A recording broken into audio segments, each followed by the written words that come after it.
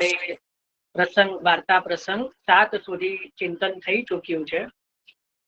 આપણે 8મા વાર્તા પ્રસંગમાં પ્રવેશ કરીએ.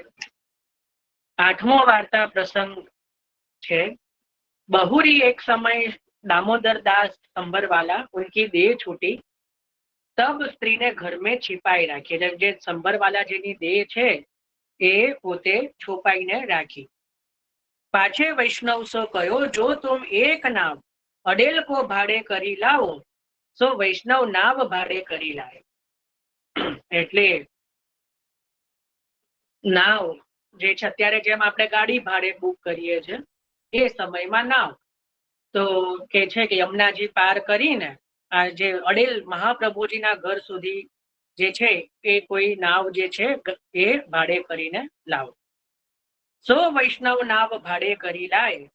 तब नाव में श्री द्वारकानाथ जी और घर में की सब सामग्री तूर्ण पर्यंत कछु घर में राख्यो नहीं, घर में हतो सो सब नाव में धर्यो. तब वैष्णव सो कहो कि यह नाव अडेल को ले जाओ, सब श्री आचार्य जी महाप्रभु के मंदिर में पहुंचाओ. सो वैष्णव नाव लेके चले. बराबर आ शू थयुं? श्री द्वारकाधीश प्रभुनो नौका विहार. શું થયું? આવો નાવ વિહાર કોઈ કરી શકે? વિચારો, આપણો પહેલો મનોરથ આવ્યો અહીંયા. જો આ વખતે પણ જેઠ માસ અધિક આવે છે. અધિક માસમાં અધિકસ્ય અધિક ફલમ, જેટલું અધિક પ્રભુનું નામ સ્મરણ કીર્તન પ્રભુના મનોરથ આદિ જેટલું વિશેષ થઈ શકે ઘરે રહીને કરવું. આ શબ્દ ઉમેરી રહ્યો છું. બરાબર, જેને જે હવે સમજવું હોય સમજી જાઓ. ગાડા ઘેલા થઈને બહાર ભટકવાની જરૂર નથી. જેને જવું હોય જજો. મેં તો બતાવી દીધું છે કે બેઠી રહો શ્યામ ગુણ સુમરો રેન દિન અરુયામ. પછી પાછું ઘણા ખોટું લાગી જાય. તો જે અંતરંગી છે એના માટે કહી રહ્યો છું કે બને એટલું વિઝન. હું તો સાચું કહું, ઘરમાં જેટલો બધો હોય ને કે બીજો કશો સમય રહે જ નહીં. જે ખરેખર ઘરમાં કર્મ કરતા હોય ને, મને તો સમજ જ નથી આવતી કે આટલો બધો સમય મળે કઈ રીતે. મારે તો સમયનો અભાવ થઈ જાય છે. હશે કદાચ હું ધીરો હોઈશ, મને કદાચ બહુ ખબર નથી કે કદાચ બધા બહુ ફાસ્ટ ના કીધું કે પુરુષોત્તમ સહસ્ત્ર 20-25 મિનિટમાં થાય, પછી આખું વલ્લભાખ્યાન 15-20 મિનિટમાં થઈ જાય. બહુ ફાસ્ટ હોય, મારે કદાચ ધીરે ધીરે થાય એટલે કદાચ સમય ખૂટી જાય. પણ મને તો એવું થાય કે પ્રભુ આટલો જ સમય કેમ છે? ઘણાને 24 કલાક વધારે લાગે, મને તો ઓછા પડે છે ખરેખર. કારણ કે જેટલા કાર્ય કરવાના છે એટલા થતા નથી અને ઘણું બધું રહી જાય છે. એટલે અધિક માસ જે છે એમાં પણ મૂળ એ હતું કે અત્યાર સુધી આપણે કરતા હોઈએ ન કરતા હોઈએ, ઘણા તો પાછું એવું હોય, હા, એ અધિક માસ પૂરતું સખડીનો આજ્ઞા લઈ આવે ક્યાંકથી જઈને. એટલે ગમે ત્યાં, એટલે ક્યાંક એવું કે અધિક માસ દરમિયાન આખા મહિના આખો વર્ષમાં તો મન ના થાય, અધિક માસમાં જબરજસ્ત જોર આવી, એટલે જબરજસ્ત ઉત્સાહ આવી જાય. પણ બાકીના 11 મહિના શું થાય ખબર નહીં. હવે ભાઈ તું 1 મહિનો તું ધરે છે તો તને બાકીના 11 મહિના શેનું જોર આવે છે? મને તો એ નહીં સમજ પડી રહી કે જો 1 મહિનો તે મતલબ ધર્યું, મતલબ એનો મતલબ એ કે તું ધરી શકે છે, અનુકૂળતા છે, બધું જ છે, તો બીજા 11 મહિના શેના નાટક હોય છે? હું તો ચોખ્ખા જ શબ્દ કોઈને સારું લગાડવા માટે, કારણ કે જો આ તો મહાપ્રભુજી જ કેવડાવે, એટલે હું વિચારું કઈ ને બોલાય કઈ. તો ત્યાં મહાપ્રભુજી તો ખીજે જ કે ભાઈ 1 મહિનો કરે છે તો બાકીના 11 મહિના શેનું જોર આવે છે? તો એવું ન થવું જોઈએ ને, એવું ન થવું જોઈએ. જો આપણે નિવૃત્ત છીએ, બીજું કશું કામ છે નહીં, તો ભવિષ્યની ચિંતા કરીને વર્તમાનનું શું કામ ગુમાવવું? ઘણા અષ્ટાયામ સેવા એટલે ના કરે સાંજે કે સાંજે કોઈ મહેમાન આવી જાય તો, કોઈ પછી મારાથી રોજ ના થાય તો, એવું બધું જાતે જ અંતરાય ઉભા કરે. અરે ભાઈ નહીં થાય ત્યારે જોયું જશે. અત્યારે થાય છે ત્યારે તો કર, કોઈ નથી આવ્યું ત્યારે તો કર. તને ક્યાં ઠાકોરજી એવું કહે છે કે આ દિવસે કરવાનું? ના કરી, કોઈ મહેમાન આવવાનું હોય ત્યારે. પણ એના કારણે રોજનું સુખ કેમ ગુમાવે છે? મને તો એટલું દુર્ભાગ્ય લાગે કે જો ઘરે જ આખો દિવસ હોય અને સવારના ઠાકોરજીના પોરાડી દેલા, મન કેમ નું માને? મારું તો મન ખરેખર ના માને કે ભાઈ કરવાનું હું હાજે પંચાતો અને ચલો બેઠા બેઠા પાઠ કરો, માની લો, પણ પાઠના ફળને તો તમે ઊંઘાડી દીધો. જે પાઠનું ફળ છે એને તો તમે મસ્ત મજાનો વડાડી દીધો કે તું હોઈ જાય, તું છૂટો ને હું છૂટી. એવું કેમનું ચાલે? અરે પાઠ નહીં કરો તો ચાલશે, પણ આપણા માર્ગમાં સેવા મુખ્ય છે. પ્રભુની સાથે રહો, પ્રભુની સાથે વિહાર કરો. બરાબર ને? આ હાસ્યની વાત ને આ ખરેખર કહી રહ્યો છું કે આપણો વિચાર પેલો બંને હોવું જોઈએ. સેવાયામ વા કથાયામ વા યસ્યાશક્તિ દૃઢા ભવે.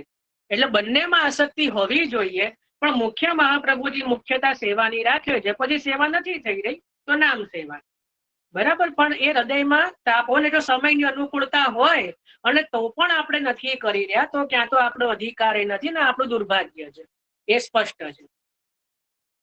અને જે લોકો એકલ દોકલ રહી જ રહ્યા છે ને જાતે પોતાના માટે રસોઈ કરી જ રહ્યા છે, એને ખાલી પોતાની થાળી ઠાકોરજી આગળ મૂકવાની, આટલામાં શું જોર આવે? મને તો એ નથી સમજ પડી રહી કે આટલી વસ્તુમાં શું જોર આવે એમ. ખાલી હાથ આમથી આમ કરવાનો. અરે એક માણસ રાખી લેજો હાથ દબાવવા માટે. એક માણસ કે આ મેં આમ થાળી અહીંથી અહીંયા મૂકીને એટલે હાથ દુખ્યો. અરે એક માણસ રાખી લેજો, પણ પ્રભુને ધરવું, પ્રભુને ધરવું જોઈએ. તો શું કહી રહ્યા છે કે ભાઈ તબ નાવ અડેલ લે જાઓ, અને સબ આચાર્યજી મહાપ્રભુજી કે મંદિર મેં પહોંચાવો. હવે આ છે ને આ લાઈનની નીચે અંડરલાઈન કરો. શું આવ્યું? મહાપ્રભુ કે મંદિર મેં પહોંચાવ. ગોકુલનાથજી કયો શબ્દ વાપરી રહ્યા છે? મંદિર મેં પહોંચાવ. હું કોઈ પણ જાતના વિવાદમાં નહીં પડું, હું તો ખાલી લાઈન કરાઈશ. એટલે જે પણ બહિર્મુખો હોય કે જે પણ વિરોધીઓ હોય એને આ બતાવવાનું કે મહાપ્રભુજીના ઘરને પણ ગોકુલનાથજી મહાપ્રભુજી કે મંદિર મેં પહોંચાવું લખી રહ્યા છે, મારા શબ્દો નથી.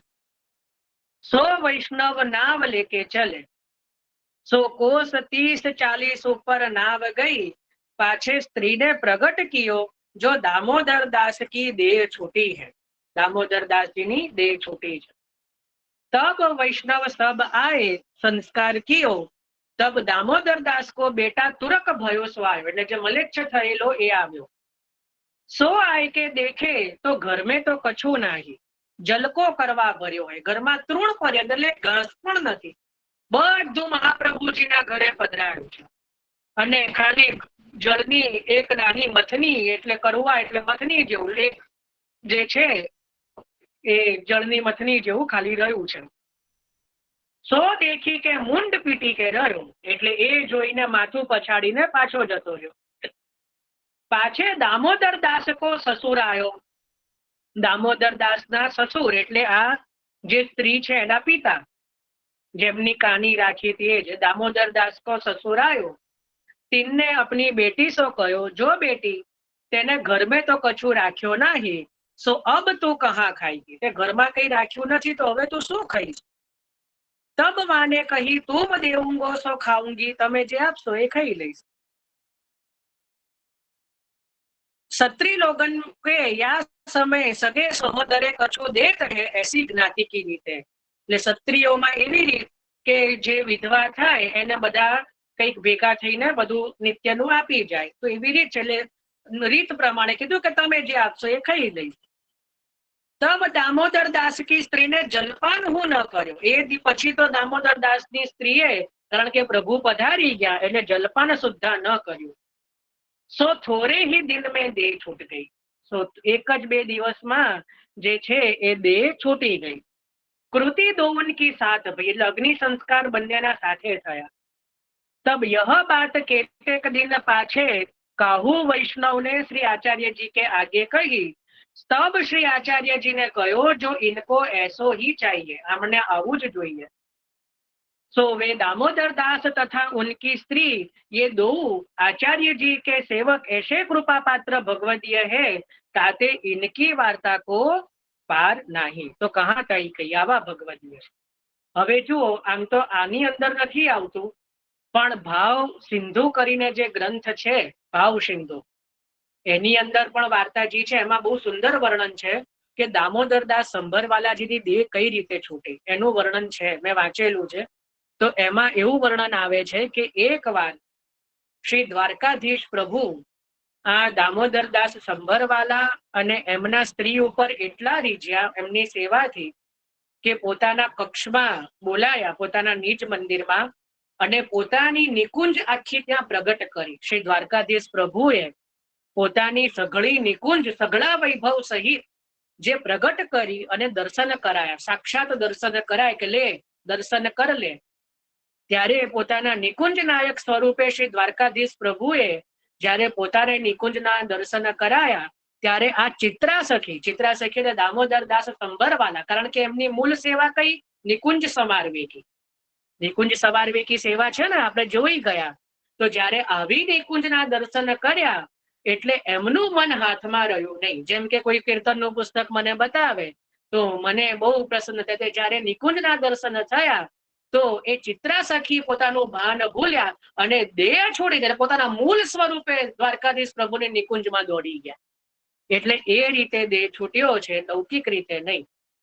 આ વર્ણન લીલાત્મક હોવાથી મૂળ વાર્તાજીમાં કરવામાં નથી આવ્યું, પણ ભાવ પ્રકાશમાં જરૂરથી વર્ણન છે, એટલે મેં વર્ણન લીધું.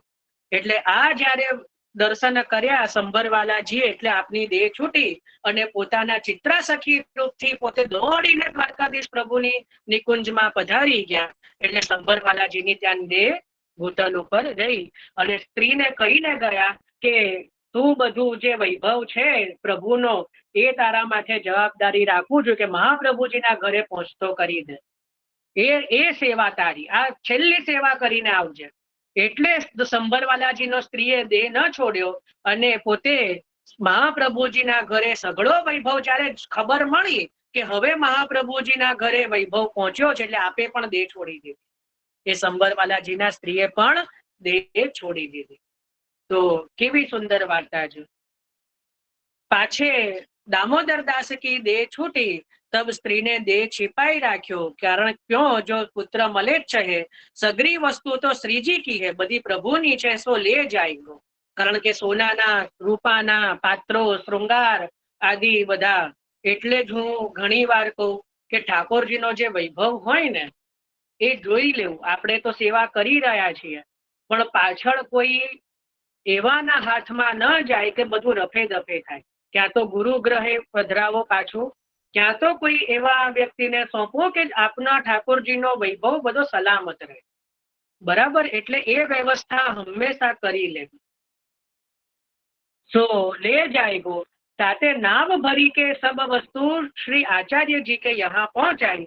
जब कोस 40 नाव गई तब स्त्री ने जाहिर कियो, ससुर आदि ज्ञाति सबन ने दामोदर दास की देह को संस्कार कियो.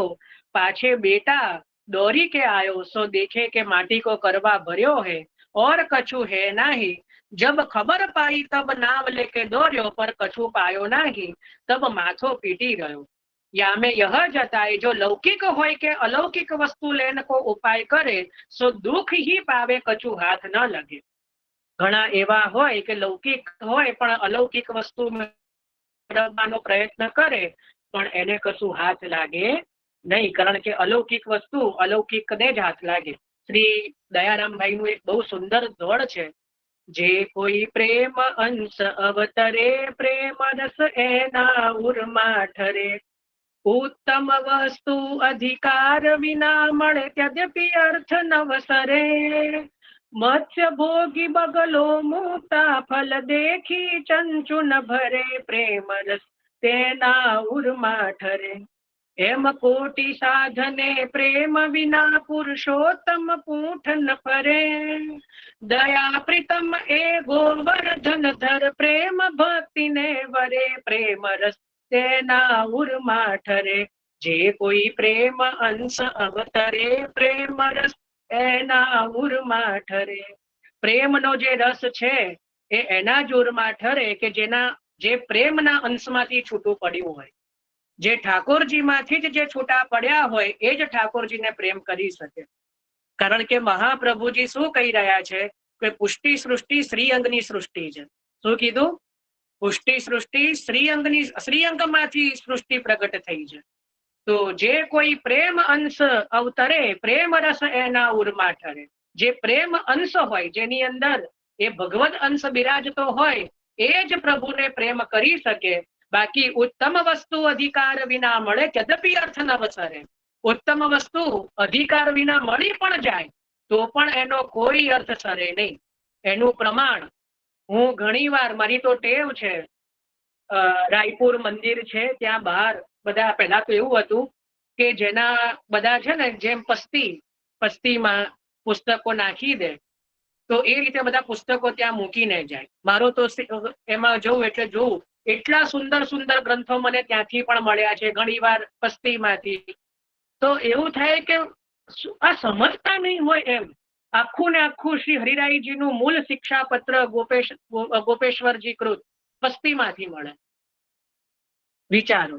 એટલે ઉત્તમ વસ્તુ કદાચ મળી પણ ગઈ હોય પણ એનો અર્થ ન સરે, એ સરી જાય. કારણ કે હીરાની કિંમત કેવલ ઝવેરી જ જાણે, બાકી મૂરખ માટે તો એ પથ્થર જ હોય. એટલે અમૃતના સાગર ભરેલા છે આપણી આગળ, પણ આપણે એ છોડીને હંમેશા બીજે જ ભટકીએ. મહાપ્રભુજીના ગ્રંથો કરવા ગમે નહીં અને ફલાણા ઢીકણાને પૂછડા ગ્રંથો જોઈએ આપણને, કે બીજું કંઈક જોઈએ. પણ જે સાક્ષાત વાકપતિની વાણી છે, સાક્ષાત કૃષ્ણાધરામૃત સિદ્ધિ અત્ર ન સંશય, શ્રી ગુસાઈજી કહી રહ્યા છે કે કોઈ શંકા કરવી નહીં આમાં, કે જે સાક્ષાત કૃષ્ણાધરામૃતની પ્રાપ્તિ થઈ જશે એવા શ્રી સર્વોત્તમ સ્તોત્ર આપણને મોઢે આવડે નહીં અને પછી ગામભરની ચોપટ કૂટવી, તો એવું શું મતલબ છે? તો યમુનાષ્ટક, સર્વોત્તમ, મધુરાષ્ટકમ, ગિરિરાજધાર્યાષ્ટકમ, આવા જે અદ્ભુત ગ્રંથો છે એ છોડીને બીજું કાંઈ જ ના કરવાની જરૂર છે. યમુનાષ્ટક કરો, સર્વોત્તમ, જેને આપણે ત્યાં તો ગ્રંથોનો કોઈ પાર નથી, એનાથી મન ભરાઈ જાય તો શ્રી વલ્લભાખ્યાન, મૂળ પુરુષ, શ્રી વલ્લભ સાખી, યમુનાજીના 41 પદ, નિત્ય લીલા, ચિંતનનું ધોળ, કેટલું બધું છે, અઢળક છે. પણ ના, એ છોડીને આપણે શું કરવાનું? મીઠે રસસો ભર્યો ફલાણું લાગે ને ઢેંકણું લાગે, બરાબર? કારણ કે મૂળ પાઠ કરવા તો ગમે નહીં અને પછી આવો ને ફલાણા ઢેંકણા આવો, અમને પડ્યું તમારું કામ છે, બસ એવું બધું ગમે આપણને. મૂળ ગ્રંથો તો પછી, કારણ કે ઉત્તમ વસ્તુના અધિકારી કેવલ ઉત્તમ જનો જ હોય, બધા ન હોય. તો પુષ્ટિ માર્ગમાં બધા આવી ગયા હોય પણ બધા ઉત્તમ ન પણ હોય ને, સાચી વાત ને? બધા ઉત્તમ થોડા હોય. તો એટલા માટે ઉત્તમતાનો આગ્રહ રાખવો જોઈએ. તો અહીંયા પણ શું કહે છે કે उत्तम लौकिक હોય કે અલૌકિક વસ્તુ લેન કો ઉપાય કરે સો દુઃખ ही પાવે પરંતુ હાથ લાગે નહીં. આની નીચે પણ અંડરલાઈન કરીને રાખવી. और ससुर ने कहो जो कछु राख्यो नहीं अब तू कहाँ खाएगी, यह लौकिक सो पूछ्यो सो स्त्री ने अलौकिक बात कही, जो तुम देऊंगे सो खाऊंगी या समय क्षत्रिय लोगन में देत है तासो निर्वाह करूंगी. ताको अर्थ यह कि ठाकुर जी पधारे सो सेवा के बिना घर की वस्तु कैसे लूं. अलौकिक वस्तु के संग गई, सेवा में लौकिक हो, सेवा बिना तो मैं लौकिक हो, सो लौकिक सो निर्वाह करूंगी. सो या प्रकार स्त्री ने हूँ दे छोड़ दियो, क्रिया कर्म सब दामोदर दास के संग भयो. सो ये दामोदर दास संबर वाले स्त्री पुरुष दो ऐसे परम भगवदीय जिनकी वार्ता को पार नहीं, सो कहाँ ताई गई है. तो इति वार्ता प्रसंग 3. અહીંયા વાર્તા પ્રસંગ 3 જે છે એ વિરામ થઈ અને કાલે આપણે જે છે એ દામોદરદાસ સંબરવાલાજીના જે દાસી છે એક, એમના જે યમુનાજીના યુથમાં છે, જેમનું નામ છે કૃષ્ણાવીસી, એમના વાર્તાજી કાલે આપણે ચિંતન કરીશું. તો ઇતિ વાર્તાજી 3, ત્રીજા વાર્તાજી અહીંયા વિરામ થયા. ચલો, આમાં કોઈને કઈ પ્રશ્ન આદિ કઈ હોય તો પૂછી લો.